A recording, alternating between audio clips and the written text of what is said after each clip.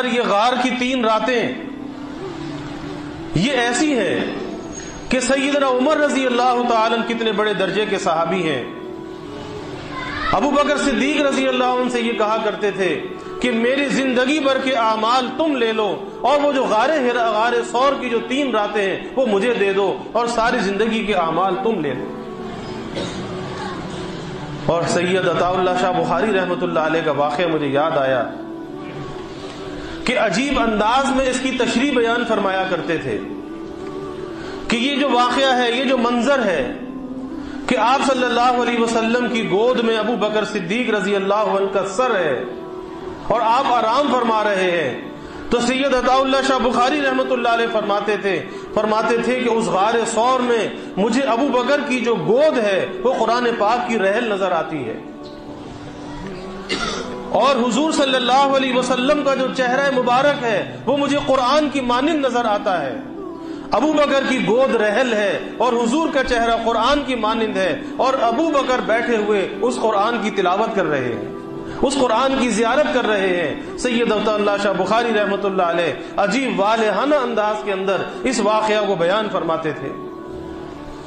اور پھر 3 دن کے بعد اللہ کے حبیب صلی اللہ علیہ وسلم وہاں سے نکلے، تو میں یہ عرض کر رہا تھا کہ کفار تلاش کرتے کرتے وہاں پہنچ گئے،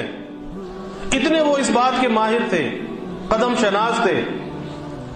اس وقت ابو بکر صدیق رضی اللہ عنہ نے یہ کہا، حضور کہ یہ تو یہاں تک پہنچ گئے، اگر یہ اپنے قدموں پر بھی نظر ڈالیں گے تو ہم تو اندر بیٹھے ہوئے نظر آئیں گے۔ اللہ نے اس کو بیان فرمایا، اللہ کے حبیب صلی اللہ علیہ وسلم نے فرمایا لا تحزن ان اللہ معنا، کہ غم نہ کرو، اللہ ہمارے ساتھ ہے، غم نہ کرو۔ اور یہی وہ ایک مراقبہ ہے کہ آج بھی دنیا کے اندر اگر انسان کو کوئی پریشانی ہے، مصیبت ہے، اور اس غم اور پریشانی کی حالت میں اسے کوئی راستہ سجائی نہیں دیتا، اسے کوئی مددگار نظر نہیں آتا، اسے اس بات کا مراقبہ کرنا چاہیے کہ کوئی اگر میرے ساتھ نہیں ہے تو میرا اللہ تو میرے ساتھ ہے۔ اور حضرت ابو بکر صدیق رضی اللہ عنہ کا یقین کیسا تھا کہ حضور صلی اللہ علیہ وسلم کے وصال کے بعد جب مانعین زکوٰۃ سے مقابلہ ہوا تو بہت سے صحابہ کی یہ رائے تھی کہ یہ وقت نہیں ہے، ابھی تازہ آپ کا انتقال ہوا ہے، آپ نے دنیا سے پردہ فرمایا ہے، اور ابھی سے اگر جہاد کیا جائے گا تو کہیں مسلمانوں کے اندر کوئی تنفر پیدا نہ ہو جائے، تو تھوڑے عرصے اسے مؤخر کر دیا جائے۔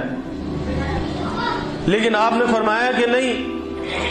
اگر تم میں سے کوئی نہیں جائے گا تو میں تنہا جاؤں گا اور تنہا جا کر مقابلہ کروں گا، اور اگر وہ زکوٰۃ میں ایک رسی بھی دیتے تھے، ایک رسی بھی ان سے وصول کروں گا۔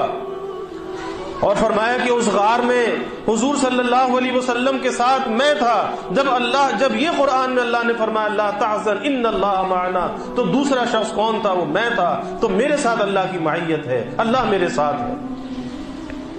یہی مراقبہ ہے کہ جو آج بھی انسان کو طاقت دیتا ہے، اور اللہ کی مدد کا جو یقین ہے اسے اپنی طاقت بنانا چاہیے، اسے اپنی ہمت بنانا چاہیے۔ آج ہماری کیفیت یہ ہے، ہم مخلوق پہ بھروسہ کرتے ہیں، ہم مخلوق سے توقعات لگاتے ہیں، جی فلاں میرے کام آئے گا، فلاں میرے کام آئے گا۔ اللہ کی ذات پر ہمارا بھروسہ نہیں ہوتا، یقین نہیں ہوتا۔ ہمیں سبق دیا جا رہا ہے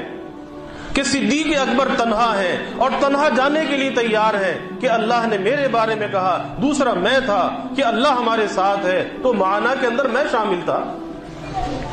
تو آج بھی اللہ کی مدد موجود ہے، ہمیں اللہ کی مدد پر بھروسہ اور یقین ہونا چاہیے۔